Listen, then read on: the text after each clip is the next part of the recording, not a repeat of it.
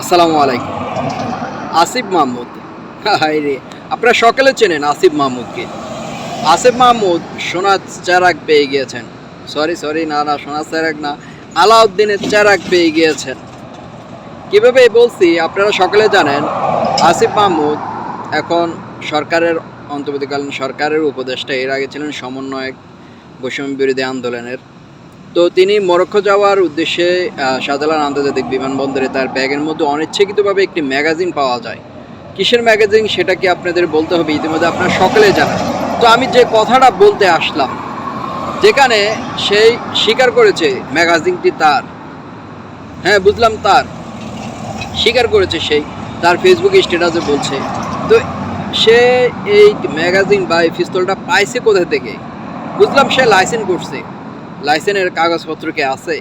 আমি বিধিনির্দেশগুলা পড়ার পরে দেখলাম প্রায় 30 বছর মনে হয়, 30 বছর বয়সের পর আপনার লাইসেন্সকৃত এইসব জিনিস ব্যবহার করতে পারবেন। যেখানে সরকার থাকার সময় সরকারি লোকেরা নিরাপদ নয়, সেভাবে সাধারণ মানুষ বা এইসব লোক যখন ক্ষমতা হারাবে তখন কোথায় যাবে? তখন কি বিদেশে তাদের স্থান হবে?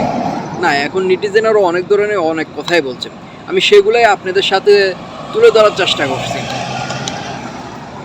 দেখুন, আসিফ মাহমুদ এখন এলএজিডি মন্ত্রীরা বা ওই সব জিনিসের উপদেষ্টা। তো উপদেষ্টা বলে কি সে ক্ষমতা বলে এসব জিনিস ব্যবহার করবেন বা রাখতে পারবেন?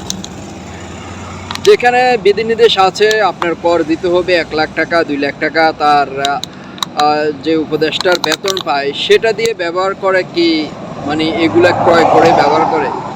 অনেকে ধরেন অনেক কথায় জমে আসছে এখন।